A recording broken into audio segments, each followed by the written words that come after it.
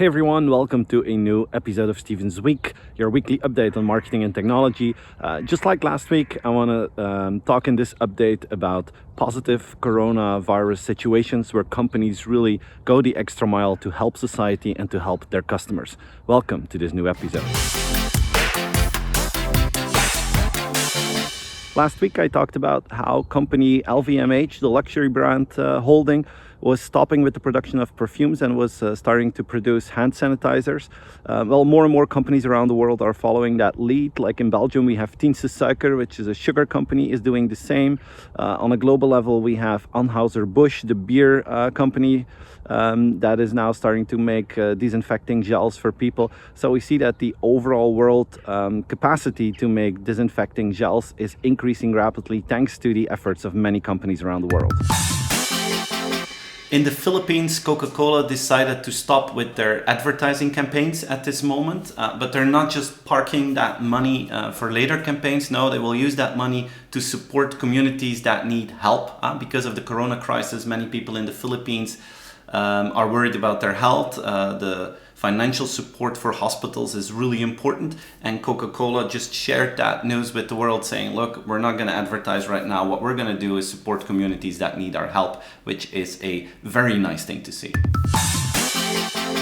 Around the world, more than 1 billion people are at home with their families, with children, sometimes in a very small tiny place. So this creates some tensions, and it's learning to deal with each other's behavior and habits, and it's interesting how some companies understand that and try to add value to families. One of those companies is Belgian retailer JBC. They are a brand that is making fashion for families.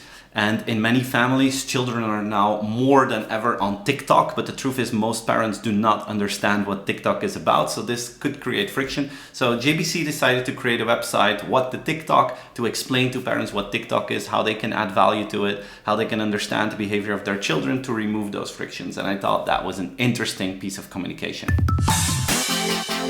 Three Belgian companies that I really like, Cartamundi, Smartphoto and Bpost, are doing something great during the corona crisis. They are offering a free card game, a personalized card game, so children are able to personalize a set of cards and then they can send it for free to their grandparents. So this is a really warm gesture. I mean, in times of isolation and where grandchildren are separated from their grandparents, it's really cool that these three companies are offering children the opportunity to give a gift to their grandparents, and then hopefully when the lockdown is over in a few weeks or months, they will be able to play together and have a great family moment with that free set of cards. So I thought this was a great initiative that I wanted to share with all of you.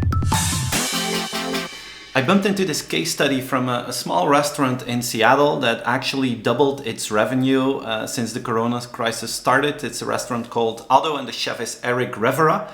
And what they've done is they massively started to make the transition towards online ordering and delivery. And there's this one thing that they did differently than most other restaurants. They started to do the delivery themselves. So this chef didn't fire his staff. He actually used part of his staff to do the deliveries themselves. They quickly created this online platform where you can book ahead, where you can say, next Tuesday, I would like to have food from you. So they have a better estimation about how much food they will need, what the revenue will be. They have their staff doing the deliveries. Everything is paid up front. So it's in a quick and safe way that they can do that delivery. They're using social media to push it. And what they're also doing is every day they're like innovating with their recipes and their offerings. So every day you have the potential to get new stuff. And a really cool thing that they have is the pay it forward meals. So you as an individual, you can donate meals to people that are in shelters and that are having not enough food, and you can buy them a $9 bowl of food. In a week time, they already had more than 1,000 of those donations. So this brand is really grasping the opportunity. They're helping out consumers to get food, and they have different offerings. You can order food for $9, but they also have fancy stuff where you order like a 3-course meal with a bottle of wine. So they have all these different options. They innovate quickly, use social channels in a smart way, and they also help society by offering this pay it forward service. So I thought this was a really inspirational example for small entrepreneurs that are looking into ways to deal with this crisis, and I thought this restaurant was a really nice case to share with all of you.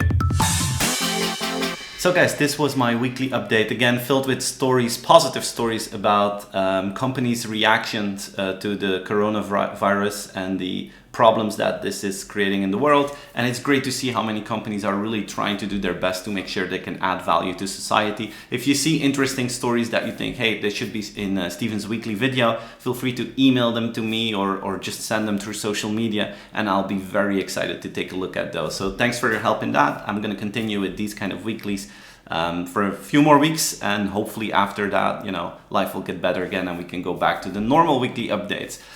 Stay safe, stay healthy, and I hope to see you again next week. Bye-bye, everyone.